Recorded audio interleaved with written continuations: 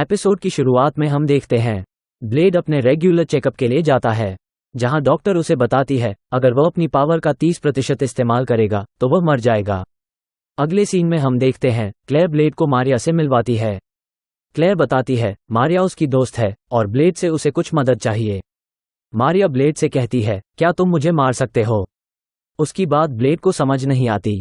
मारिया बताती है कि वह एक इंसान नहीं है, उसके अंदर एक शक्तिशाली मैजिकल बीस्ट है और जब से उनकी लड़ाई कू के साथ हुई है उसकी पावर्स उसके नियंत्रण से बाहर हो रही हैं। इसलिए वो चाहती है कि अगर उसके अंदर की शक्तियां बेकाबू हो जाए तो ब्लेड उसे मार डाले। मारिया कहती है मेरे माता पिता नहीं हैं और इस अकेडमी के अलावा मेरे पास कोई घर नहीं है। अगर मेरी शक्तियों के बारे में अकेडमी को पता चला तो वो मुझे निकाल देंगे, इसलिए मुझे तुम सबकी मदद चाहिए। मारिया की बात सुनकर सभी मदद करने के लिए मान जाते हैं। अब अगले सीन में हम सभी को ट्रेनिंग ग्राउंड में देखते हैं, जहां ब्लेड ने क्लेयर और येसिका की मदद से ट्रेनिंग ग्राउंड के चारों ओर एक शक्तिशाली मैजिक बैरियर लगा दिया है। ब्लेड मारिया से कहता है तुमने हमेशा अपनी शक्तियों को काबू में रखने की कोशिश की, अब मुझ पर भरोसा रखो और उसे आज़ाद करो।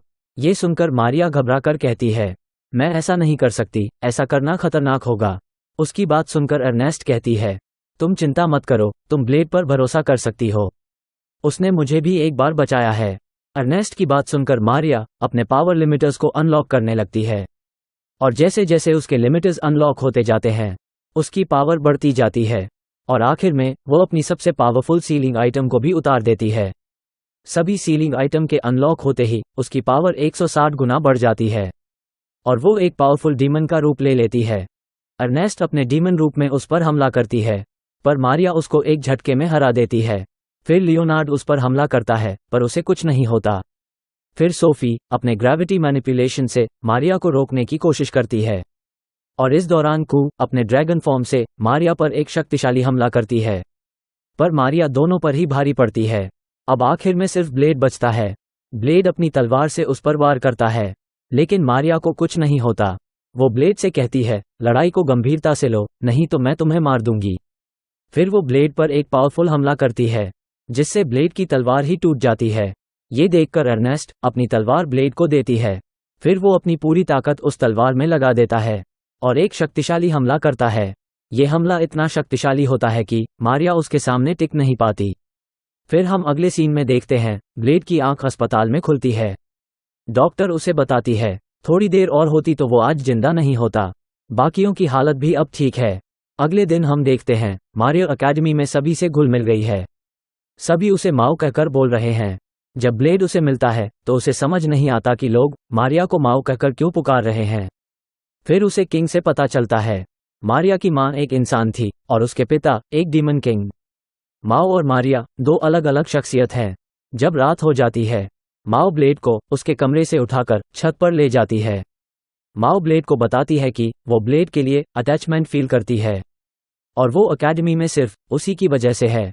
माओ को लगता है क्योंकि एक जादुई जानवर हमेशा ही शक्ति की तलाश में रहता है, इसलिए शायद उसके अंदर ब्लेड के लिए भावनाएं हैं।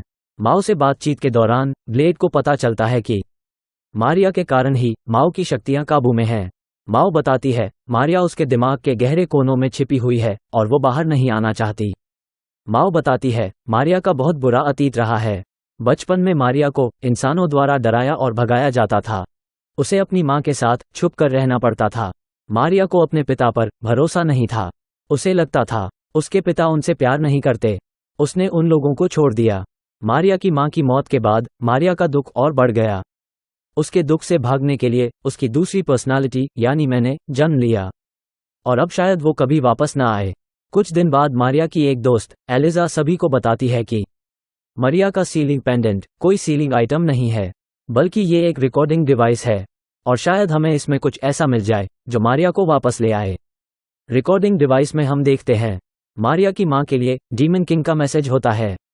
डीमन किंग कहता है उसे अपने एक दुश्मन का सामना करना है और क्योंकि वो गर्भवती है इस वजह से वह उसको अपने साथ नहीं ले सकता, इसलिए वह उसे अकेला छोड़कर जा रहा है। तुम हमारे होने वाले बच्चे से कहना उसका पिता मर चुका है, पर वो हमेशा उसको प्यार करता रहेगा। ये सुनकर माओ रोने लगती है। वो कहती है मारिया अब वापस आना चाहती है, उसे वापस लाने के लिए तुम सब मिलकर उसका नाम पुकारो। फिर सभी मिलकर मारिया का नाम पुकारते हैं और फिर माओ चली जाती है और मारिया वापस आ जाती है और इसी के साथ एपिसोड खत्म हो जाता है।